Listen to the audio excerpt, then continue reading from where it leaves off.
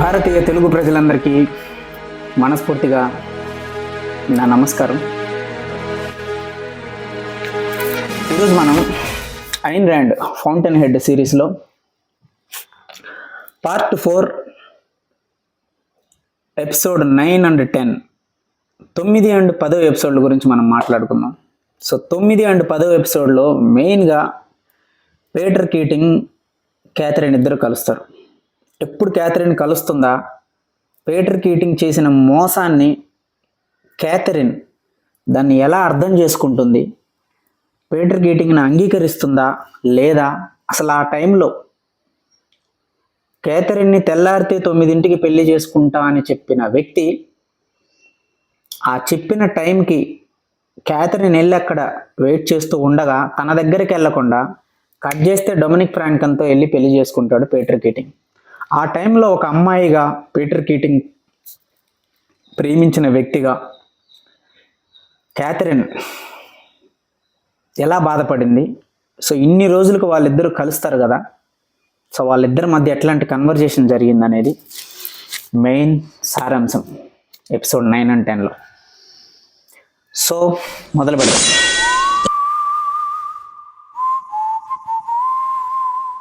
So episode 9 తీసుకుంటే, episode 9లో ఒకరోజు GAIL వైనాండ్ Howard Roark దగ్గరకు వచ్చి బ్యానర్ పత్రికలో పడిన ఒక ఫోటోని చూపిస్తాడు. ఆ ఫోటో ఏంటంటే కోర్టులాండ్ హౌసింగ్ ప్రాజెక్ట్. ఇంతకుముందు ఎపిసోడ్స్లో మనం మాట్లాడుకున్నట్టు కోర్టులాండ్ హౌసింగ్ అనే project Peter kidding Howard Roark design చేసిన ఆర్కిటెక్చర్ ద్వారా కడుతున్నాడనే విషయం మనందరికీ తెలుసు. సో అయితే ఈ కోర్టులాండ్కి సంబంధించిన ఒక డిజైన్ డయాగ్రాము బ్యానర్ పత్రికలో పడటం వల్ల ఆ బ్యానర్ పత్రికని తీసుకొచ్చి హోవార్డ్ రోర్క్కి చూపిస్తాడు గెయిల్ వైనాండ్. చూపించి, ఏం చేస్తున్నావు నువ్వు, నీకు అసలు ఆలోచన అనేది ఏమైనా ఉందా అని అంటే, మీరు దేని గురించి మాట్లాడుతున్నారు అని అంటే, నేను దేని గురించి మాట్లాడుతున్నానో నీకు తెలుసు అని చెప్పేసి ఆ పేపర్ చూపిస్తాడు. ఆ పేపర్లో కోర్టులాండ్ సంబంధించిన ఆ హౌస్కి సంబంధించిన డిజైను, దాని ఫొటోస్ ఉంటాయి. దీని గురించి మాట్లాడుతున్నాను అంటాడు వైనాండ్. దానికి నాకేం సంబంధం అంటే, నేను ఆ మాత్రం తెలివి లేకుండా ఇన్ని కోట్ల డబ్బు సంపాదించాను అనుకుంటున్నావా? నా ఆర్ట్ గ్యాలరీలో ఉన్న శిలా విగ్రహాలన్నీ వాటిని డిజైన్ చేసే వాళ్ళ సంతకాలు చూసుకున్నా అనుకుంటున్నావా? నాకు తెలుస్తుంది ఏ విషయం ఎలా ఉంటుంది, ఏ విషయం ఎవరు చేశారని. పీటర్ కీటింగ్ దీన్ని డిజైన్ చేశాడు అంటే నేను నమ్మను, ఎందుకు చేస్తున్నావు ఇదంతా అని అంటాడు. దాని గురించి నేను మాట్లాడదలుచుకోవట్లేదు వైనాండ్, సో దాని గురించి మాట్లాడొద్దు అంటాడు. సో వాళ్ళిద్దరు టాపిక్ అక్కడితో అయిపోతుంది. సో నెక్స్ట్ కట్ చేస్తే అల్వాస్ కారెట్ బ్యానర్ పత్రికలో పనిచేస్తూ ఉంటాడు కాబట్టి, సో గెయిల్ వైనాండ్ యొక్క సూచనలు కానీ గెయిల్ వైనాండ్ యొక్క ఇష్ట ప్రకారంగా కానీ పనిచేయటం అనేది తగ్గిస్తాడు.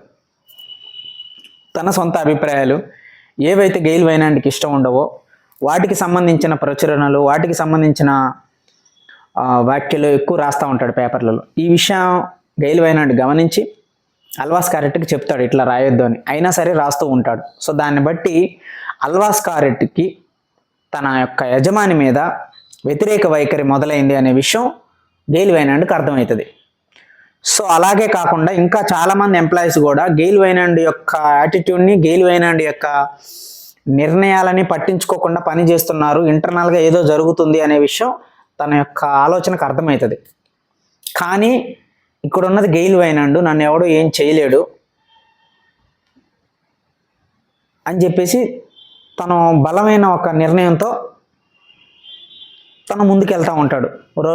రోర్క్ తన కోసం కడుతున్న ఇల్లు, ఆ ఇల్లును చూడటం, ప్రతిరోజు అక్కడికి వెళ్ళటం, ఆ చెరువు దగ్గర కూర్చోవటం, ఎర్లీ మార్నింగ్ వాళ్ళందరూ కలిసి ఈతకెళ్ళటం. సో డొమినిక్, రోర్క్, వైనాండ్ వీళ్ళ ముగ్గురు రెగ్యులర్గా కలవటం అనేది జరుగుతూ వాళ్ళ ముగ్గురు మధ్య ఒక స్నేహం అనేది ఏర్పడుతూ ఉంటుంది. యాక్చువల్గా ఇది మనం ఊహించలేదు, కానీ జరుగుతుంది అట్లా story. That is Ayn Rand.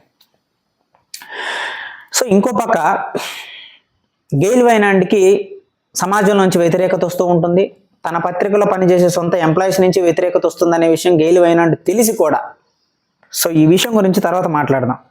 ఒక యజమాని, ఒక కోట్లకు అధిపతి అయిన ఒక సంస్థ అధినేత ఎప్పుడు కూడా ఇంటర్నల్గా ఉన్న ఎంప్లాయీస్లోనే వ్యతిరేకత వస్తుందనే విషయాన్ని చాలా వరకు లైట్ తీసుకుంటారు వాళ్ళు, అంటే పెద్దగా పట్టించుకోరు. దానివల్ల అది ఎంత ఎఫెక్ట్ అవుతుంది అనే విషయం మనం లాస్ట్లో మాట్లాడుకున్నాం. సో ఇక్కడితో ఈ విషయాలు మెయిన్గా జరుగుతాయి ఎపిసోడ్ 9లో. సో కట్ చేస్తే ఎపిసోడ్ 10. ఎపిసోడ్ 10 ఉంటుందండి మెయిన్గా అసలు ఒక కన్క్లూజన్. అంటే నేను అబ్జర్వ్ చేస్తున్నాను 6, 7, 8, 9, 10 ఈ 5 ఎపిసోడ్లు పీటర్ కీటింగ్ యొక్క స్పష్టత, పీటర్ కీటింగ్ లైఫ్ని అర్థం చేసుకునే విధానం, పీటర్ కీటింగ్ తాను ఏం కోల్పోయాడో రియలైజ్ అవ్వటం, ఆ పశ్చాత్తాపడటం, జీవితానికి సంబంధించిన విలువని పీటర్ కీటింగ్ అర్థం చేసుకోవటం గురించే ఉంటుంది 5 ఎపిసోడ్లు కూడా. సో ఒకరోజు పీటర్ కీటింగ్ ఆఫీస్ అయిపోగానే వాన పడతా ఉంటుంది లైట్గా. సో ఆ తడితో ఉన్న ఆ నేల మీద నడుచుకుంటూ వెళ్తూ ఉంటాడు. సడన్గా ఎదురుగా ఇంకో వైపు నుంచి ఒక అమ్మాయి నడుస్తూ వస్తుంది. పీటర్ కీటింగ్ ఫస్ట్ టైం తన బూట్లు చూస్తాడు. ఆ బూట్లు చూసి మెల్లగా తల పైకెత్తి ఆ అమ్మాయి ముఖం వైపు చూస్తాడు. ఎప్పుడైతే ఆ అమ్మాయి ముఖం వైపు చూస్తాడో ఆ అమ్మాయి ముఖం క్యాప్ పెట్టుకొని కవర్ అయ్యి ఇట్లా ఉంటుంది, కనపడదు. సో దాని తర్వాత ఆ అమ్మాయి చేతులు చూస్తాడు, ఆ అమ్మాయి వేసుకున్న డ్రెస్సింగ్ సెన్స్ చూస్తాడు. సో చూసి చూడగానే తనకు అర్థమైపోతుంది తాను క్యాథరిన్ అని. సో క్యాథరిన్ అని పిలుస్తాడు. తను కూడా చూస్తుంది పీటర్ కీటింగ్ వైపు. మనం అనుకున్నట్టుగా పెద్దగా ఆశ్చర్యపోయి పెద్దగా సంతోషించి, ఇదివరకు ఎట్లయితే పీటర్ కీటింగ్ రాగానే పరిగెత్తుకుంటూ పీటర్ కీటింగ్ దగ్గరకు వచ్చి ఒక రకమైన ప్రేమ, ఒక రకమైన హద్దులు దాటిన ఆప్యాయత, ఒక ఆదరణ ఎలా అయితే చూపెడుతుందో అదైతే ఇప్పుడు లేదు. సో చాలా సెన్సిబుల్, స్టేబుల్గా, చాలా రెస్పెక్ట్ఫుల్గా తనను పలకరిస్తుంది. పలకరించిన తర్వాత ఎలా ఉన్నావు అని అడుగుతాడు. సో నేను బాగానే ఉన్నాను అని అంటుంది. నువ్వు ఇప్పుడే, నేను కొన్ని రోజుల క్రితమే తెలుసుకున్నాను, ఒక ఆఫీస్లో పెద్ద ఉద్యోగం చేస్తున్నావు అంట కదా అని అంటాడు. అవును చేస్తున్నాను, ఆ పని గురించి ఇక్కడికి వచ్చాను, న్యూయార్క్, కొన్ని రోజులు వెళ్ళిపోతాను. సో చూసావా, ఈ న్యూయార్క్ అనేది ఇంత పెద్ద నగరం అయినా సరే మన ఇద్దరం కలిసాం. ఈ న్యూయార్క్ అనేది కూడా పేరుకే పెద్ద పట్టణం, కానీ ఇది కూడా ఒక చిన్న గ్రామం లాంటిదే అని అంటుంది. అన్న తర్వాత మెల్లగా వాన పడుతూ ఉంటుంది అప్పుడు తుంపర్లు. వాళ్ళిద్దరూ అప్పుడు ఇమీడియట్గా క్యాథరిన్ అంటుంది, ఇక్కడ ఎంతసేపు అని నుంచొని మాట్లాడుకుంటాం, ఒక కాఫీ షాప్కి వెళ్దాం, నాకు తెలిసిన షాప్ ఉంది ఇక్కడ, సో అక్కడికి వెళ్ళి కూర్చొని మాట్లాడుకుందాం అని చెప్పి వాళ్ళిద్దరు వెళ్ళి అక్కడికి వెళ్ళి కలిసి కూర్చొని మాట్లాడుకుంటాం మొదలు పెడతారు. సో మొదలు పెట్టినప్పుడు పీటర్ కీటింగ్ తన మనసులో అనుకుంటాడు, అడుగుదామా వద్దా అని చెప్పేసి ఓపెన్ అయిపోతాడు. క్యాథరిన్, నేను నిన్ను పెళ్లి చేసుకుంటా అని చెప్పాను, నేను నిన్ను ప్రేమించా అని చెప్పాను, పలానా రోజు పలానా టైంకి పలానా ప్రదేశానికి రమ్మని చెప్పాను, ఆ టైంకే నేను చెప్పిన ప్రదేశానికే నువ్వు వెళ్ళి అక్కడ ఎదురు చూసావు, కానీ ఆ రోజు నేను రాలేదు, వేరే అమ్మాయిని పెళ్లి చేసుకున్నాను. సో నిన్ను మోసం చేశాను, నిన్ను నేను దగా చేశాను, నిన్ను నేను వంచన చేసుకున్నాను, దాంతోపాటుగా నన్ను నేను మోసం చేసుకున్నాను, నన్ను నేను కూడా దగా చేసుకున్నాను, బాధపడ్డావా నువ్వు నేను అలా చేసినందుకు అని అడుగుతాడు. క్యాథరిన్ అంటుంది, బాధపడ్డాను, ఎంతలా బాధపడ్డానంటే నా బాధను ఎవరితో పంచుకోలేని స్థాయిలో బాధపడ్డాను. ఆ బాధతో ఏం చేయాలో తెలియక ఎలిజబెత్ టూహీ అంకుల్ని చాలా తిట్టాను. ఒకరోజు అయితే రోడ్డు మీద నడుచుకుంటూ వెళ్తూ రోడ్డు మీదే ఫిట్స్ వచ్చి పడిపోయాను నేను. సో దాని తర్వాత నాకు జీవితం అర్థమైంది, ఇవన్నీ ఆచారాలు లాంటివి అని. ఆచారాలు, ట్రెడిషన్స్ అంటే పొద్దున్నే లేవటం, సంధ్యావందనం చేయటం, మధ్యాహ్నం గుడికి వెళ్ళటం, దండం పెట్టుకోవటం, 11 గుడికి వెళ్ళటం, దండం పెట్టుకోవటం, తర్వాత ఆఫీస్ పనికి వెళ్ళటం, మళ్ళీ ట్రాఫిక్లో హారన్లు కొట్టుకుంటే ఇంటికి రావటం, మళ్ళీ ఇంటికి రాగానే స్నానాలు చేయటం, మళ్ళీ అన్నం తినటం, మళ్ళీ పడుకోవటం, ఇంట్లో ఏమైనా సమస్యలు వస్తే వాటిని చక్కబెట్టడం. ఇవన్నీ ఎలా అయితే ఒక రోజులో కొన్ని ఆచారాలు, ఒక దేశానికి సంబంధించిన కొన్ని ఆచారాలు, సాంప్రదాయాలు ఎట్లయితే జరుగుతున్నాయో, ఒక మనిషి జీవితంలో కూడా ఇవి కూడా ఒక ఆచారాలు లాంటివి అని నాకు అర్థమైంది పీటర్ అని ఉంటుంది. దానికి పీటర్ కీటింగ్ అంటాడు, అంటే నువ్వు బాధపడట్లేదా, ఇప్పటికీ బాధపడట్లేదా, నీ మనసులో నేను ఇప్పటికీ లేనా అని అంటాడు. అప్పుడు తను అంటుంది, మనందరం ఒక మెటీరియలిస్టిక్ వరల్డ్లో బతుకుతున్నాం, మనం దీన్ని చాలా ఆబ్జెక్టివ్గా థింక్ చేయాలి పీటర్. ఎంత బాధపడ్డానంటే నన్ను నేనే మర్చిపోయి ఒక రోడ్డు మీద ఫిట్స్ వచ్చి పడిపోయే స్థాయిలో నేను బాధపడ్డాను. కానీ తర్వాత ఎలా అయితే దాని నుంచి నేను అర్థం చేసుకొని బయటపడ్డానో అప్పుడు నాకు అర్థమైపోయింది. తెలిసి తెలియని వయసులో, తెలిసి తెలియని జ్ఞానంలో మనందరం అలా ప్రవర్తిస్తాము. ప్రతి మనిషి ఆ స్టేజ్లన్నింటినీ దాటుకొని రావాలని నాకు అర్థమైంది. సో మనం ఇప్పుడు పెరిగాము, పెద్దవాళ్ళం అయ్యాము. సో ఆబ్జెక్టివ్గా థింక్ చేయాలని చెప్తుంది. ఆబ్జెక్టివ్ అనే మొట్టమొదటి పదం క్యాథరిన్ మాటలో వినపడుతుంది మనకి. ఆబ్జెక్టివిజం అంటే ఏంటి అనేది ఈ పదం గురించి నెక్స్ట్ మాట్లాడుకుందాం. సో ఆబ్జెక్టివ్గా థింక్ చేయాలి అంటది. సో ఆబ్జెక్టివ్గా థింక్ చేయాలి అని అన్నప్పుడు పీటర్ కీటింగ్ ఇమీడియట్గా అంటాడు, నేను ఇప్పుడు నిన్ను ప్రేమిస్తున్నానని చెప్పడానికో లేకపోతే నువ్వంటే ఇంకా ఇష్టం అని చెప్పి నేను మోసం చేయడానికి నేను ఈ మాటలని మాట్లాడట్లేదు. నిజంగా నిన్ను నేను మోసం చేశాను, నన్ను నేను కూడా మోసం చేసుకున్నాను. సో దీన్ని నిజాయితీగా నేను నీకు చెప్పాలి అని ఈ అవకాశం నాకు వచ్చిందని నేను ఉన్నది ఉన్నట్టుగా నిజాయితీగా మాట్లాడుతున్నాను అని అంటాడు. నువ్వు నిజాయితీగా చెప్తున్నందుకు చాలా థ్యాంక్స్ పీటర్, నువ్వు చాలా మంచివాడివి. కానీ ఒకప్పుడు నువ్వు చేసిన పనులను గుర్తుపెట్టుకొని ఇప్పుడు నేను నిన్ను ద్వేషించటం కానీ, ఒకప్పుడు జరిగిన విషయాలను పెట్టుకొని ఇప్పుడు నేను బాధపడటం కానీ అది జీవితానికి ఒక వ్యర్థం అని నాకు అర్థమైంది. సో ఆ రోజుల్లో అట్లా జరగడానికి కారణం మనుషులు వాళ్ళని వాళ్ళు నియంత్రించుకోలేని కొన్ని కోరికల వల్ల అలా జరిగింది అని నేను అర్థం చేసుకున్నాను. ఇంకొక విషయం, ఒకవేళ నువ్విప్పుడు నన్ను పెళ్లి చేసుకోవాలని వచ్చినా నేను పెళ్లి చేసుకోవటానికి రెడీగా లేను. ఎందుకంటే పెళ్ళికి నేను సరిపడను. ఎందుకంటే పెళ్లి చేసుకొని ఒకరితోనే ఉంటూ ఒక చిన్న కుటుంబానికే పరిమితం అవ్వడం అది నా మనస్తత్వం కాదు. అది చాలా సంకుచితమైన ఆలోచన, అది చాలా స్వార్థమైన ఆలోచన. సో దానికి నేను సరిపడను పీటర్ అని అంటుంది. దానికి పీటర్ కీటింగ్ ఒప్పుకొని ఇంకా తనకు అర్థమైపోతుంది. ఇంతసేపు పీటర్ కీటింగ్ ఏమనుకుంటాడంటే క్యాథరిన్ నటిస్తుందేమో, తన మీద ప్రేమ కొంచెమైనా ఉంటుందేమో అనుకుంటాడు. కానీ క్యాథరిన్ మాట్లాడుతున్న పద్ధతిని బట్టి పీటర్ కీటింగ్ అర్థమైపోతుంది క్యాథరిన్ నటించట్లేదు. ఒక మనిషి నటిస్తే ఇలా మాట్లాడలేరు. ఎందుకంటే నటన అనేది తన లోపలున్న అంతరాత్మను కూడా కప్పిపుచ్చుకొని బయటికి నటించేదాన్ని నటన అంటాము. సో ఆ నటన ఒక మనిషిలో ఉంది అంటే అది ఎదుటి వాళ్ళు గుర్తుపట్టలేని స్థాయిలో ఉంటుంది. కానీ క్యాథరిన్ ఇప్పుడు అలా చేయట్లేదు, ఖచ్చితంగా తాను నటించట్లేదు అనే విషయం నాకు అర్థమవుతుందని తన మనసులో తాను అనుకుంటాడు. అనుకున్న తర్వాత సో టైం అయిపోతుంది, నేను వెళ్ళాలి పీటర్, ఎందుకంటే నాకు రేపు న్యూయార్క్ నుంచి వెళ్ళిపోతున్నాను, రేపు ఇంకో నగరం వెళ్ళాలి. సో ఇలా బిజినెస్ చాలా బిజీగా ఉన్నాను, నేను ఆఫీస్ పనుల మీద చాలా ఊర్లు తిరగాల్సి వస్తుంది. మళ్ళీ ఎప్పుడైనా ఇక్కడికి వస్తే, ఈ న్యూయార్క్ వస్తే ఇక్కడే మనం కలుద్దాం, ఈసారి కలిసి భోజనం చేద్దాం, అన్నం తిందాం అని అంటుంది. దానికి పీటర్ కీటింగ్ అంటాడు, ఇప్పుడు నేను నీతో రమ్మంటావా, నువ్వు వెళ్ళాల్సిన ప్రదేశం వరకు, నిన్ను ట్రైన్ ఎక్కించే వరకు నన్ను రమ్మంటావా, నేను రానందుకు ఏమైనా ఫీల్ అవుతావా అని అంటాడు.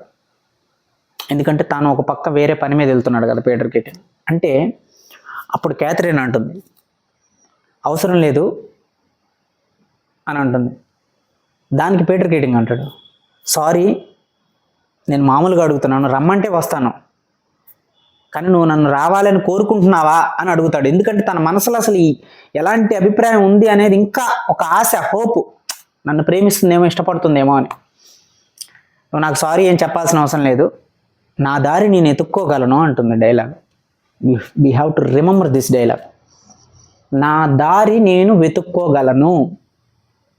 అయినా స్నేహితుల మధ్య సారీలు ఎందుకు, అవసరం లేదు, నేను మళ్ళీ న్యూయార్క్ వచ్చినప్పుడు నీకు ఫోన్ చేస్తాను, ఇక్కడికి వచ్చి మనం ఈసారి కలిసి భోజనం చేద్దాం, చాలా బాగుంది పీటర్, థ్యాంక్ యూ, బాయ్ అంటుంది. సో తను వెళ్ళిపోతుంది. So this is episode 9 and 10. So ఇక్కడ మాట్లాడుకోవాల్సిన అంశాలు మెయిన్గా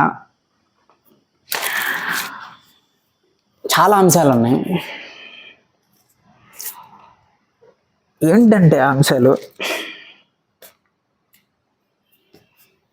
పీటర్ కీటింగ్ లైఫ్లో ఫస్ట్ టైం రియలైజ్ అవుతున్నాడు, లైఫ్ అంటే ఏంటి, అనుబంధాలంటే ఏంటి, తాను చేసిన తప్పులేంటి, దాని ద్వారా ఇప్పుడు తాను పొందింది ఏంటి, తాను కోల్పోయింది ఏంటి అనే ఒక విషయాల్ని తాను రియలైజ్ అవుతూ ఉన్నాడు.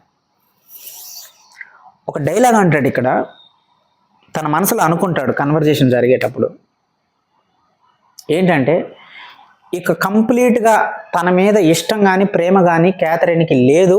ఆ ప్రేమని, ఆ స్థాయిని, ఆ ఇష్టాన్ని దాటిపోయి కేవలం ఇప్పుడు తనను ఒక స్నేహితుడు లాగానే గౌరవంగా చూస్తుందనే విషయం క్లారిటీ వస్తుంది కదా. ఎందుకంటే అడుగుతాడు కదా, నా గురించి బాధపడుతున్నావా, ఆ రోజు బాధపడలేదంటే, నేను బాధపడ్డాను, బాధని చాలా భరించాను, రోడ్డు మీద ఫిట్స్ వచ్చి పడిపోయే స్థాయికి వెళ్ళిపోయాను, డాక్టర్లు పిలిపించి ఎల్స్వర్త్ అంకులు మొత్తం మంది ఇప్పించి నాకు నన్ను నిద్ర పోయేటట్టుగా చేయాల్సిన పరిస్థితులు వచ్చినాయి. కానీ వాటన్నిటిని నేను దాటాను. మనుషులు అందరూ దాటాలి ఇలాంటి స్టేజెస్ని. ఇవన్నీ మనిషి జీవితంలో ఒక ఆచారాలు లాంటివి. కానీ మనం ఇప్పుడు ఆబ్జెక్టివ్గా థింక్ చేయాలి. మనం చాలా పెరిగాము. అలాంటి చిన్న వయసులో అలాంటి ఒక అభిప్రాయాలు, ఇష్టాలు ఉన్నప్పుడు ఖచ్చితంగా బాధపడతాము. కానీ ఇప్పుడైతే నేను నిన్ను పెళ్లి చేసుకోవడానికి రెడీగా లేను, నా మనస్తత్వానికి అది సరిపడదు అని అంటుంది. అన్న తర్వాత, నేను డొమినిక్ని పెళ్లి చేసుకున్నాను కదా, మరి దానికి ఏమన్నా బాధపడ్డావా నువ్వు అని అన్నప్పుడు, పెళ్లి చేసుకున్నందుకు నేనేం బాధపడలేదు, కానీ తను నిన్ను విడిచి వెళ్ళిపోయినందుకు మటుకు సంతోషించాను అంటుంది. అప్పుడేనేమన్నా హోప్ ఉంటుందేమో అని మళ్ళీ ఎందుకు ఆనందపడ్డావు అని అడుగుతాడు పీటర్ కిటింగ్. అప్పుడు క్యాథరిన్ అంటుంది, గెయిల్ వైనాండ్ని పెళ్లి చేసుకోగలిగే స్థాయి ఉన్న డొమినిక్ ఫ్రాంకన్ నిన్ను వదిలేసి వెళ్ళిపోవడమే నీకు చాలా మంచిది అని అంటుంది. డైలాగ్ నెంబర్ 1 అంటే గెయిల్ వైనాండ్ని పెళ్లి చేసుకోగలిగే స్థాయి ఉన్న అమ్మాయి నిన్ను పెళ్లి చేసుకుందంటే, అలాంటి అమ్మాయి నిన్ను వదిలేసి వెళ్ళిపోవటమే నీ జీవితానికి ఒక అదృష్టం, అది నీకు మంచిది అంటుంది. అంటే ఇక్కడ అర్థం చేసుకోవాల్సిన పాయింట్ ఏంటంటే, ఎవరినైనా మనం పెళ్లి చేసుకోవాలి అని అంటే ఖచ్చితంగా కొన్ని పారామీటర్స్ ఉంటాయి. ఆమె స్థాయి ఏంటి, ఆర్థికంగా మన స్థాయి ఏంటి, ఆలోచన పరంగా ఆమె స్థాయి ఏంటి, మన స్థాయి ఏంటి, సామాజికంగా వాళ్ళ స్థాయి ఏంటి, మన స్థాయి ఏంటి, ప్రొఫెషనల్గా వాళ్ళ స్థాయి ఏంటి, మన స్థాయి ఏంటి, ఇవన్నీ పారామీటర్లు చూసుకొనే ఒక మనిషిని మనం పెళ్లి చేసుకోవాలి అనేది అక్షరాల సత్యం. అట్లా కాదు, పెళ్ళికి ఏముండవు, ప్రేమకి ఏముండవు అని కనుక మీరు ఒక కైండ్ ఆఫ్ సినిమాటిక్ వేలో కనుక మీరు చేసుకుంటే జీవితం మొత్తం సెక్యూరిటీ చేయలేక, అలాగే జీవితం మొత్తం ఒక కైండ్ ఆఫ్ ఇన్సెక్యూరిటీతో బతకాల్సి వస్తుంది. ఎందుకంటే మనిషికి ఎప్పుడు కూడా ఒక మనిషికి ఇంకొక మనిషికి ఎక్కడ సెట్ అవుతుంది అనే విషయం వాళ్ళతో మనం స్నేహం చేసేటప్పుడు, వాళ్ళతో మనం మాట్లాడేటప్పుడు మనకు అర్థం అవుద్ది. ఇప్పుడు ఒక మనిషి ఇంకో మనిషికి సెట్ అవ్వట్లేదు అంటే ఇద్దరిలో ఎవరు తక్కువని కాదు. అయిన రెండు ఒక రోర్క్ ద్వారా ఒక డైలాగ్ చెప్తుంది కదా, డొమినిక్ ఫ్రాంకన్ వచ్చి ఏమంటుంది, ఎన్రైట్ హౌస్ లాంటి బిల్డింగ్ కట్టి నువ్వు ఈ పల్లెటూరులో అసలు ఇలాంటి బిల్డింగ్స్ ఎట్లా కడుతున్నావు రోర్క్ అని అన్నప్పుడు ఏమంటుంది, నాకు ఏ బిల్డింగ్ అయినా ఒకటే, నాకు పని చేయటం ఇష్టం, ప్రతి బిల్డింగు ఒక ప్రత్యేకమైందే మనిషిలాగా అంటుంది. అంటే ప్రతి మనిషి జీవితంలో ఏ మనిషి వాళ్ళే చాలా ప్రత్యేకమైన వాళ్ళు. సో మనకి ఎవరితో సింక్ అవుతుంది, ఎవరితో అట్లీస్ట్ మన పారామీటర్స్ 40% అన్న మ్యాచ్ అవుతున్నాయి అనే విషయాన్ని బట్టి మనం నిర్ణయాలు తీసుకోవాలి. కానీ అందంగా ఉంది అదొక్కటే మనకు అర్హత అని చెప్పేసి నువ్వు వెళ్తే, అందంగా ఉన్న వాళ్ళు నీతో ఉండకపోవచ్చు, డొమినిక్ ఫ్రాంకన్ లాగా మధ్యలో వెళ్ళిపోవచ్చు, ఎవరికి తెలుసు. అప్పుడు ఏం చేస్తావు నువ్వు, అప్పుడు నీలో ఉన్న భ్రమలన్నీ, నీలో ఉన్న అపోహలన్నీ పోతాయి. పోయి కళ్ళు తెరిచి చూసేటప్పటికి ఇప్పుడు ఏమవుతుంది, జీవితం అయిపోద్ది. సో ఇది మొదటి విషయం యాజ్ పర్ ఐన్ ర్యాండ్ అక్కడ ఆ డైలాగ్ చెప్పిన దాన్ని బట్టి. ఇక రెండోది, ఇప్పుడు పీటర్ కీటింగ్ అంటాడు, మనసులో అంటే అనుకుంటాడు, మనం ఆబ్జెక్టివ్గా థింక్ చేయాలి పీటర్, అప్పుడు ఏదో జరిగిపోయింది కానీ ఆ స్టేజ్ అంతా నేను దాటిపోయాను, ఇప్పుడు నేను రెడీగా లేను పెళ్ళికి అని అన్నప్పుడు ఇమీడియట్గా పీటర్ కీటింగ్ తన మనసులో అనుకుంటాడు ఏమనంటే, సజీవ స్మృతి, వెరీ పవర్ఫుల్ డైలాగ్, సజీవ స్మృతి అనేది నాలో ఉంది అని అనుకున్నాను, కానీ అక్కడ మృత స్మృతి ఉంది అనే విషయం నాకు ఇప్పుడు అర్థమైంది అని తన మనసులో అనుకుంటాడు. సజీవ స్మృతి, మృత స్మృతి. స్మృతి అంటే ఏంటో, సజీవ అంటే లివింగ్ అంటే లైవ్. స్మృతి అంటే జ్ఞాపకం ఆర్ మెమొరీ ఆర్ గుర్తింపు, ఎనీథింగ్. అంటే లైవ్ మెమొరీ అంటే ప్రజెంట్ మెమొరీ. సజీవంగా మన మనసు ఎవరైనా సజీవంగా, ఇప్పుడు నేను ఎవరి గురించైనా పలానా వ్యక్తి గురించి ఆలోచిస్తున్నానంటే నా ఆలోచనలో అతను సజీవంగా బ్రతుకున్నట్టే, అంటే నా ఆలోచనలో సజీవంగా అతనికి గుర్తింపు ఉన్నట్టే. దాన్ని తెలుగులో సజీవ స్మృతి అంటారు. మృత స్మృతి అంటే, మృత అంటే డెడ్, చనిపోవటం. స్మృతి అంటే జ్ఞాపకం, గుర్తింపు. అంటే మృత స్మృతి అంటే స్మృతి అనేది, ఆ జ్ఞాపకం అనేది చనిపోయింది. చనిపోయిన జ్ఞాపకం, గుర్తున్న జ్ఞాపకం. ప్రజెంట్ జ్ఞాపకం, చనిపోయిన జ్ఞాపకం. ఈ రెండింటికి మధ్య తేడా పీటర్ కీటింగ్కి అర్థమైంది. తానేమో సజీవ జ్ఞాపకంతో ఉన్నాడు, క్యాథరిన్ మాత్రం చనిపోయిన జ్ఞాపకంతో ఉంది. ఏమిటి జ్ఞాపకం? వాళ్ళిద్దరూ ప్రేమించుకున్నారు అనేది జ్ఞాపకం. ప్రేమించుకున్న తర్వాత పెళ్లి చేసుకోవాలని నిర్ణయించుకున్నారు అనేది జ్ఞాపకం. కానీ ఆ పెళ్లి జరగలేదు. ఆ పెళ్లి జరగకపోవటం వల్ల క్యాథరిన్ మోసగింపబడింది, పీటర్ కీటింగ్ మోసం చేశాడు అనేది కూడా జ్ఞాపకం. కానీ ఇవన్నీ పీటర్ కీటింగ్ మైండ్లో సజీవంగా తనకి గుర్తున్నాయి. తను ఇప్పటికీ బాధపడుతున్నాడు. కానీ ఇవన్నీ క్యాథరిన్ మనసులో లేవు. ఎందుకంటే క్యాథరిన్ ఎప్పుడైతే వీటిని ఒక లైఫ్లో ఫేసెస్ లాగా అర్థం చేసుకుందో, ప్రాక్టికల్గా థింక్ చేయటం తెలుసుకుందో, ఆటోమేటిక్గా వాటన్నిటినీ ఒక మెటీరియలిస్టిక్ వరల్డ్ లాగానే చూసింది క్యాథరిన్.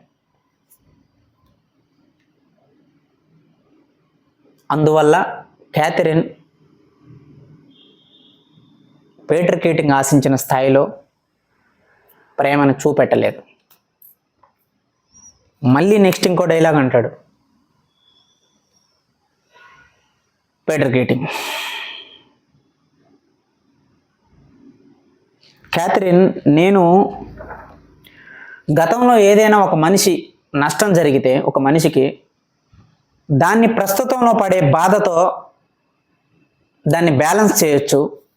ప్రస్తుతంలో పడే బాధ గతంలో జరిగిన నష్టానికి పరిహారం అనుకునేవాడిని. కానీ నాకు ఇప్పుడు అర్థమైంది,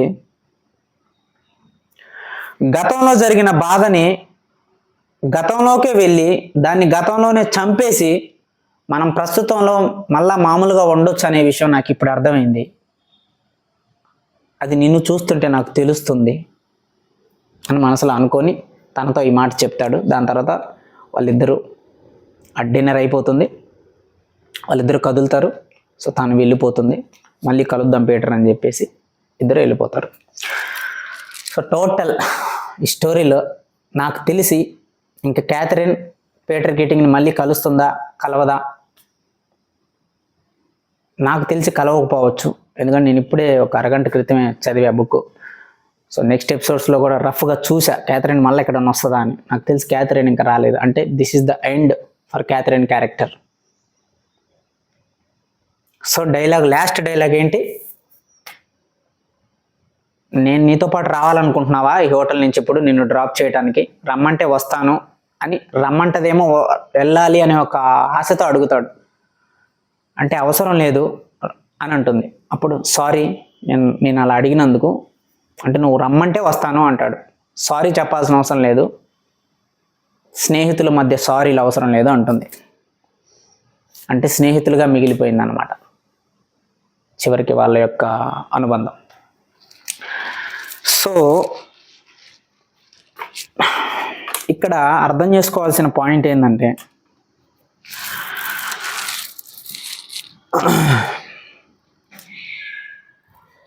లైఫ్ ఎప్పుడు కూడా గతి తార్కిక భౌతికవాదం అనే ఒక ప్రిన్సిపల్ మీద ఆధారపడి ఉంటుంది. గతి తార్కిక భౌతికవాదం అంటే తార్కికం అంటే ఆలోచించటం, గతి అంటే స్థితి. గతి అంటే ఒక స్థితి. ఆ ఫోన్ అయినా సరే, ఇప్పుడు ఈ చేతికి పెట్టుకున్న కడియమైనా సరే, ఈ మైక్ అయినా సరే, ఈ టీషర్ట్ అయినా సరే, ఈ కిటికీలైనా సరే, ఈ కడ్డీలైనా సరే, వీటన్నిటినీ వస్తువులు అందాం. అంటే ఈ వస్తువులకు ఒక స్థితి ఉంది. ఇప్పుడు ఈ కిటికీ ఇక్కడ ఉంది, ఈ కడ్డీలు ఇక్కడ ఉన్నాయి, ఈ మైక్ ఇక్కడ ఉంది, ఈ షర్ట్ ఈరోజు ఇక్కడ ఉంది. ఈ వస్తువుల యొక్క స్థితి ఇది. సో ఈ వస్తువుల యొక్క స్థితి రేపు ఇలాగే ఉండదు. ఈ టీషర్ట్ కొన్ని రోజులకి పాడైపోతుంది, ఈ కిటికీ స్టైల్స్ కొన్ని రోజులకి మారిపోతాయి, ఈ కడియం స్టైల్స్ కొన్ని రోజులకు మారిపోతాయి, వెనకాల ఉన్న రైల్స్ కూడా, ఈ కడ్డీలు కూడా, వీటి డిజైన్ కూడా కొన్ని రోజులకు మారిపోతుంది, ఈ ఫోన్ యొక్క స్ట్రక్చర్ మారిపోతుంది, ఫోన్ కెమెరా స్టైల్స్ కొన్ని రోజుల్లో వేరే విధంగా రావచ్చు. అంటే ప్రతి వస్తువు మారిపోతూ ఉంటుంది భౌతిక రూపంలో. ఒక ఆలోచన ఎలా అయితే మారుతుందో ప్రతి వస్తువు కూడా భౌతిక రూపంలో మారిపోతూ ఉంటుంది. ఈరోజు ఫోన్లు 90స్లో ఉన్న ఫోన్స్ లాగా ఉండవు, ఈరోజు వేసుకునే చొక్కాలు ఇంతకుముందు వేసుకున్న చొక్కాల్లాగా ఉండవు, రేపు వేసుకుపోయే చొక్కాలు కూడా ఈ రోజులాగా ఉండవు. అంటే కంటికి కనిపించే ప్రతి వస్తువు యొక్క స్థితి మారుతూ ఉంటుంది. గతి, స్థితి. గతి అంటే స్థితి, తార్కికం అంటే ఆలోచన, ఆలోచించటం. సో ప్రతి వస్తువు ఒక ఆలోచన లాగే మారిపోతూ ఉంటుంది. దాన్నే గతి తార్కిక భౌతికవాదం అంటారు. సో ఈ ప్రిన్సిపల్ని ఆబ్జెక్టివిజానికి అర్థం చేసుకుంది క్యాథరిన్. సో గతి తార్కికం, ప్రతి దాని యొక్క స్థితి మారుతుంది అని నువ్వు ఆలోచించటమే గతి తార్కికవాదం అంటారు. అంటే ఈరోజు ఉన్న మనసు రేపు ఉండదు, ఈరోజు ఉన్న ఆలోచన రేపు ఉండదు. సో దాంతోపాటుగానే మనుషులు కూడా మారుతారు అనే విషయాన్ని అర్థం చేసుకోవటం అనేది ఆబ్జెక్టివ్గా చూడటం అంటారు. సో క్యాథరిన్ ఆ పదం వాడుతుంది. మనం ఇప్పుడు పెద్దవాళ్ళం అయ్యాం, దీన్ని ఆబ్జెక్టివ్గా చూడాలి అంటుంది. అంటే ఇప్పుడు పీటర్ కీటింగ్ మీద ప్రేమ లేదా క్యాథరిన్కి అంటే ఒకప్పుడు ప్రేమించలేదా, ఒకప్పుడు తన కోసం ఏడ్చింది కదా, అది ప్రేమ కాదా అంటే అది కాదు పాయింట్. ఇక్కడ ఒకప్పుడు ప్రేమించింది ప్రేమ కాదా, ఇప్పుడు తనకి ప్రేమ లేదా, ఇది కాదు పాయింట్. అక్కడ పాయింట్ ఏంటంటే ఒక మనిషి నుంచి నువ్వు దూరంగా వచ్చి నిన్ను యువతల వ్యక్తి నిన్ను కోల్పోతుంది అనే విషయం తనకు అర్థమవుతూ ఉంటుంది. సో మళ్ళా ఇమీడియట్గా కొంత గ్యాప్లో నువ్వు ఆ మనిషి దగ్గరికి రావాలి. ఎప్పుడైతే నిన్ను కోల్పోయిన ఒక అనుభూతిని ఈ మనిషి నిరంతరం ఫీల్ అవుతూ ఉంటే కొన్ని రోజులకు అది అలవాటుగా మారుతుంది. సో దాని తర్వాత నువ్వు తిరిగి వచ్చినా ఉపయోగం లేదు. అంటే సింపుల్గా ఏంటంటే ఒక మనిషిని మనం మిస్ అవుతున్నాము అనే ఫీలింగ్ వాళ్ళకు వచ్చి దాని గురించి వాళ్ళు బాధపడుతున్న సమయంలోనే మనం వెళ్ళి వాళ్ళని కలవాలి. కానీ నువ్వు కంప్లీట్గా వాళ్ళని వదిలేస్తే ఇంకా వాళ్ళు నిన్ను వచ్చి కలిసే లోపు ఎవరైతే వ్యక్తి నిన్ను మిస్ అవుతున్నారు అని ఆలోచిస్తారో వాళ్ళని నువ్వు తొందరగా కలవకపోతే నిన్ను మిస్ అవుతూ ఎలా బతకాలో వాళ్ళు నేర్చుకుంటారు. So that is the point. So Catherine తన లైఫ్లో తాను వెళ్ళిపోయింది, బాధపడింది, తర్వాత కెరీర్ వైపు వెళ్ళింది, జాబ్ చేసుకుంటూ వెళ్ళిపోయింది. సో తన యొక్క వ్యక్తిత్వాన్ని మెరుగుపరుచుకుంది, మెచ్యూరిటీ వచ్చింది, ప్రాక్టికల్గా చూడటం అలవాటు చేసుకుంది. So she moved on her life. Peter kidding మాత్రం తాను చేసిన మోసం వల్ల తను కూడా మళ్ళీ మోసగింపబడి ఒంటరిగా మిగిలిపోయాడు. సో కరెక్ట్గా మళ్ళీ ఇన్ని రోజుల తర్వాత అదే ప్రేమను ఆశించవచ్చు అనుకున్నాడు, కానీ ఇక్కడ అలా లేదు. సో ఎందుకంటే కాలంతో పాటు వస్తువులు మారినట్టుగానే మనుషులు కూడా మారిపోతారు. ఇది అర్థం చేసుకోవాల్సిన విషయం. సో కండిషన్స్ అనేవి ఇట్లా ఉంటాయి లైఫ్లో. సో మీరు ఎక్కడ ఆగకూడదో మీకు తెలియాలి, ఎక్కడ ఆగాలో కూడా మీకు తెలవాలి. ఆగాల్సిన చోట ఆగకుండా ఉండాల్సిన చోట ఆగి టైం వేస్ట్ అయిపోతుంది. సో ఇప్పుడు పీటర్ కీటింగ్ 39 సంవత్సరాలు వచ్చే టైంకి తనకు ఒక క్లారిటీ వచ్చింది. తాను ఎవరి చేత అయితే నిజంగా ప్రేమించబడ్డాడు ఆ అమ్మాయిని మోసం చేశాడు, తాను కోరుకున్న అమ్మాయిని చేసుకున్నాడు, ఆ అమ్మాయి వీడిని మోసం చేసింది. సో చివరికి మిగిలిపోయింది ఎవరు? డొమినిక్ హ్యాపీగా ఉంది, ఎందుకంటే డొమినిక్ పీటర్ కీటింగ్ని ఎప్పుడూ ప్రేమించలేదు. క్యాథరిన్ లైఫ్లో మూవ్ అవుతుంది, ఎందుకంటే క్యాథరిన్ ప్రాక్టికల్ థింకింగ్లో మెచ్యూరిటీ వచ్చింది. సో మధ్యలో ఇదన్నమాట. సో పాయింట్ ఏంటంటే